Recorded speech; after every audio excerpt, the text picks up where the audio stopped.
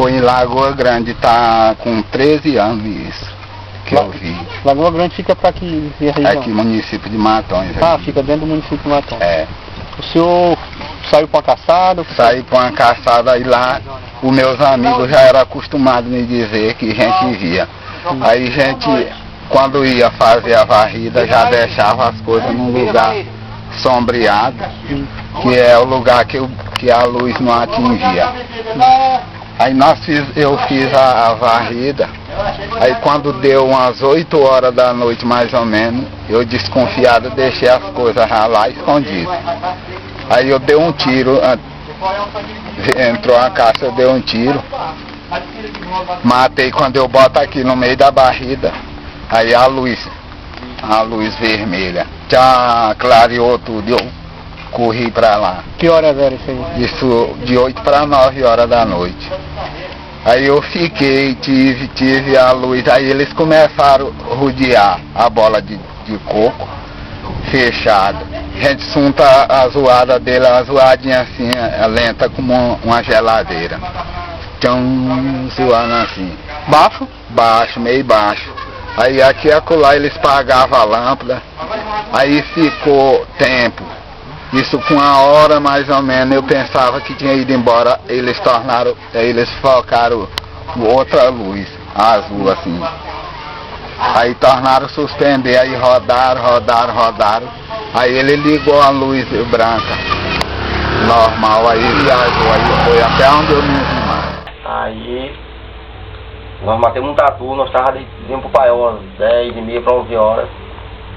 Ele dormiu e eu não dormi, eu fiquei acordado quando eu vi ele se aproximando da gente. Tinha uma festa aqui no centro e eu estava ouvindo a festa, os caras tocando a festa lá. Quando eu vi ele, já vinha se aproximando muito próximo, mesmo que vinha iluminando as palmeiras, as árvores, tudo. Aí eu chamei ele, não chamei ele, peguei na perna dele, ele levantou só um aparelho X, aí nós corremos, deixamos tudo lá dentro do rancho. Parece que essa noite foi uma noite muito, pra nós mesmo, acho que foi muito dramática mesmo, porque nós não podemos vir embora naquela noite. Porque nós deixamos lá parindo lanterna, tudo no paiol, entrando numa área de mato bem alta. Que de lá, quando nós chegamos no mato, a gente olhava lá o paiol que estava debaixo de grade todinho, o chão, com os cachorros correndo atrás da gente. Só tem esse caso do São Vicente, que eu falei. Sim. Que lá esse rapaz foi esperar na Chapada, em Flor do Piquiro. E lá ele amanheceu morto na rede. E todo mundo de lá, pode ir lá, que todo mundo informa que todo mundo suspeita que foi o aparelho que chupou ele. Ele foi encontrado morto no outro dia? Foi encontrado morto, dentro da rede. Com uma mancha muito grande no rosto, bem no meio da testa dele aqui, ó. Uma mancha roxa, os cachorros dentro da rede, a espingarda não detonou nada. Aí lá o pessoal comenta que o pessoal tem suspeito que foi ele que atacou ele e ele não resistiu e morreu. Quando nós olhamos assim, meu amigo, a luz se aproximou, vem se aproximando. E isso, meu amigo, era um palmeirão assim fechado. Rapaz, mas ela veio rápido, uma luz forte, clara mesmo. Aí quando ela se aproximou da gente, aí rapaz, vamos correr, meu amigo. Aí nós demos no pé na carreira. Rapaz, quando ela chegou assim do local que nós estávamos, aí ela ficou, com aquela luzona forte, assim, procurando nós. Nós olhamos assim para trás, né? Meu amigo, aí daí pra cá nós estamos até em casa. E o medo agora? Medo. Aí nós paramos assim um pouco, quando nós paramos, aí ela tirou assim a luz. Aí sumiu. Aí ele aproximou, aí ele ficou bem pertinho assim de mim. Aí eu observei, ele assim, no sistema de uma geladeira, só que como tipo helicóptero, sabe? Aquela boleada assim e o rabo estreitinho pra trás. Aí eu vi 2 anãozinhos, desse tamanhozinho, pequeno, das cabeçonas grandes, amarradas as 2 cintas aqui empareadinhas.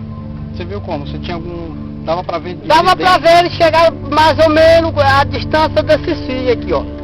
Mas você viu dentro do aparelho? Vi dentro do aparelho, vi todos os 2 empareadinhos.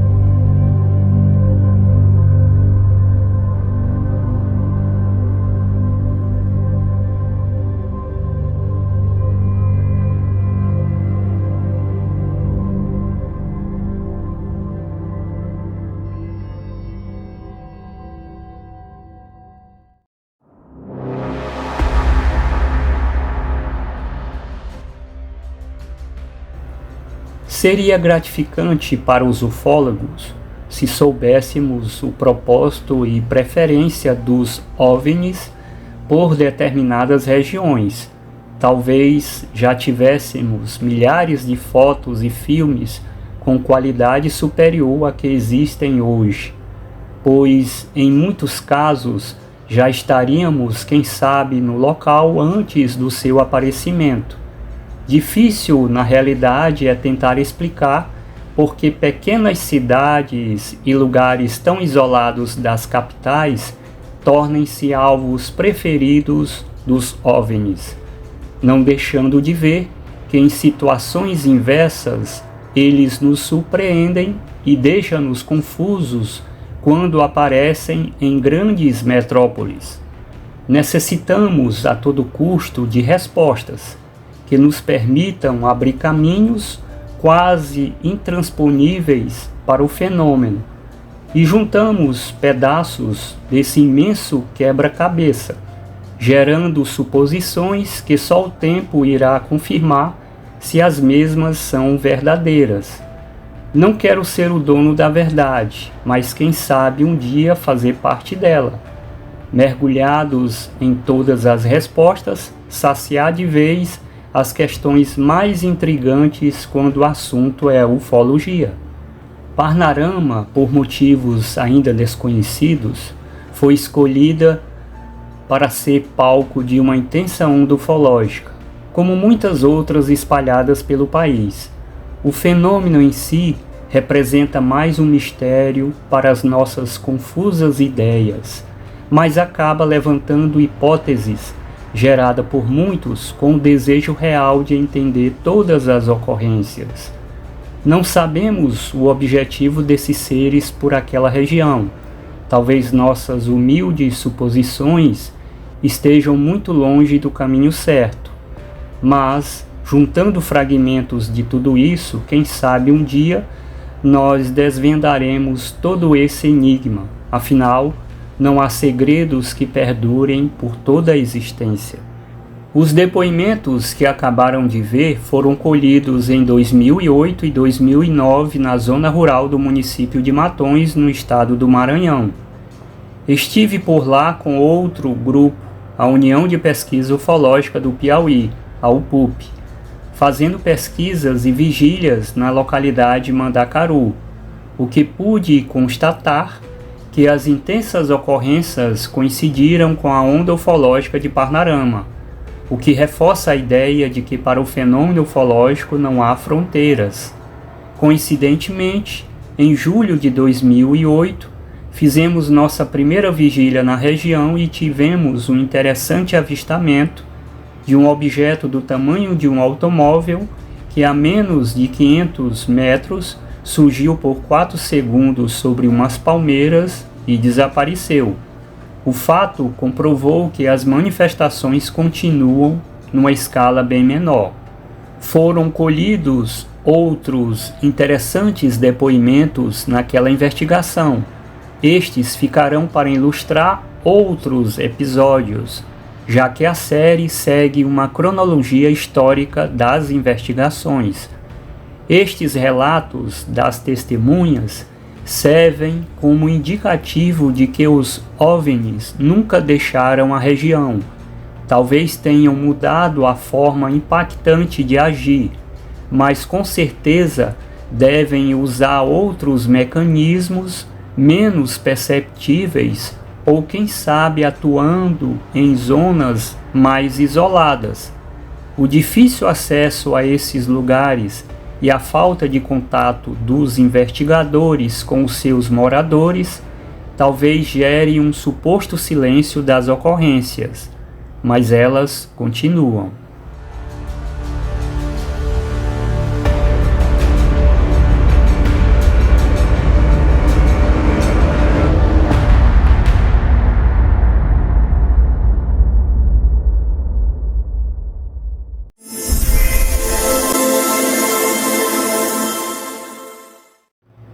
O próprio fenômeno OVNI representa um grande mistério para nós.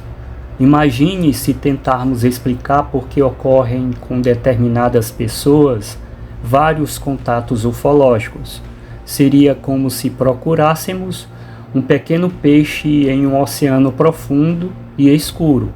Mas às vezes pequenos focos de luzes surgem nessa busca incansável de respostas. É natural a curiosidade humana pelas coisas que fogem à realidade. Se por um lado as explicações não são satisfatórias, pelo outro as perguntas se multiplicam. Será que os contatos são programados, elaborados? Ou tudo não passa de uma simples casualidade? Não sabemos, ou pelo menos suspeitamos. Questionando tudo isso, encontramos às vezes o equilíbrio nas respostas. Se tentarmos justificar a primeira, logo aparece outra que justifique a segunda. Ficamos como em uma balança, em que o peso nós mesmos colocamos. Se realmente existem as coincidências, quando nos referimos a um contato com OVNI, é preciso que a testemunha esteja no local, dia e hora certa. Se tudo isso acontece, é porque deve existir um sincronismo acima de nossas cabeças, ou melhor, compreensão. A casualidade ocorre com qualquer um, seja um encontro com um amigo, parente ou mesmo com um desconhecido. Isso acontece todo dia em muitas situações diferentes em todo o mundo. Então, se o contato com o OVNI é casual, seria comparado a um grande cinema. A testemunha é alguém da plateia e o objeto, o filme que se projeta e movimenta na tela do nosso planeta. Tudo o que falamos agora foi no intuito de despertar antecipadamente a sua curiosidade, para ver que uma única testemunha é capaz de vários contatos durante sua vida. Em Parnarama, nos deparamos com uma situação parecida, onde o Sr. Cosme foi protagonista de 3 experiências com o fenômeno. Esses casos eu narro a seguir.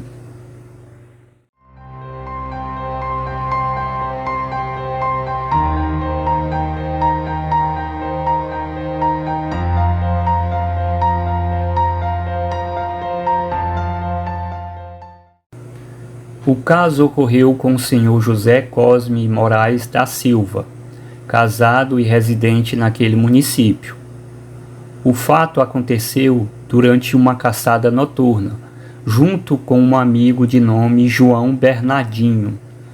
Chegaram ao local cedo da noite e já estava se posicionando numa capoeira à espera que os cachorros farejassem e dessem o sinal, pois se tratava de uma caçada de tatus. Estavam quietos quando subitamente uma luz azulada e refinada apareceu suspensa no ar, sobre umas capoeiras, a poucas dezenas de metros à frente. Sobreveio-lhes em seguida o natural susto pela sua presença naquele lugar. Lembra-se que a luz não ofuscava e era espalhada, ou seja, difusa. Mas logo que o aparelho notou a presença dos dois, transformou a luz como num carro, de luz difusa a um foco concentrado sobre eles. Era uma luz que vinha de galão, na nossa frente. Nesse momento insistimos que ele explicasse melhor, e conseguimos identificar pelo movimento de sua mão 2 alternativas. Ou tratava-se de um feixe de luz truncada que avança de forma controlada, ou a luz se precipitava em ondas sobre eles. De qualquer modo, havia algo inusitado naquela luz, e este detalhe da narrativa reputamos altamente significativo. É provável que quem opere aqueles objetos disponha de meios ainda desconhecidos por nós, de manipular a luz, ou se materializar a energia à sua vontade. Imediatamente, conta ele, gritou para o seu companheiro apagar o lampião e correram para a parte mais densa e alta da vegetação, procurando se ocultar, o que não adiantou, pois o foco os seguia, mesmo através das folhagens. Lembra que comentou com seu companheiro que estavam perdidos, que aquilo era o chupa-chupa e que deviam se livrar dos cachorros, pois estes, agitados e latindo muito, é que estavam descobrindo a posição deles e os entregando para o OVNI. Nisso, tão súbito quanto apareceu a luz, também a mesma desapareceu, sem deixar nenhum sinal de sons ou ruídos.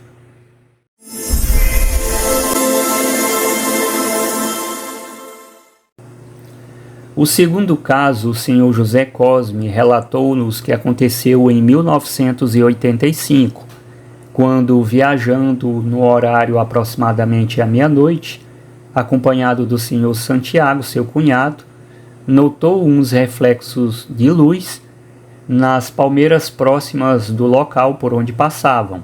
Na ocasião, eles andavam a cavalo.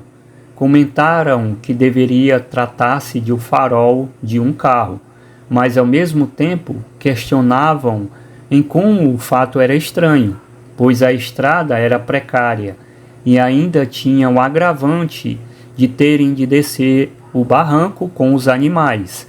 Em caso contrário, como a estrada era estreita, não daria condições para que o carro cruzasse por eles sem atropelá-los. Diante desse fato, naquele momento, ficaram na expectativa, aguardando uma maior aproximação do veículo. Perceberam que o mesmo não fazia nenhum barulho de motor, e isto causou estranheza. Seria natural, dado o grande silêncio da mata e também pela trepidação decorrente de uma estrada de terra, que o som de um carro fosse maior ainda.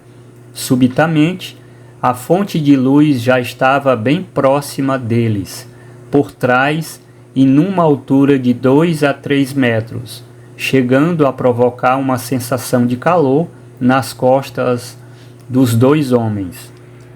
Conforme relatou o Sr. José Cosme, a luz chegou a esquentar muito. Como havia uma casa de pessoas conhecidas logo perto dali, na beira da estrada, resolveram correr para lá. Quando chegaram, encontraram os moradores da casa fora, com uma espingarda na mão, procurando algo que havia colocado suas galinhas em alvoroço. Logo a seguir, a estranha luz deslizou silenciosamente em rumo ignorado.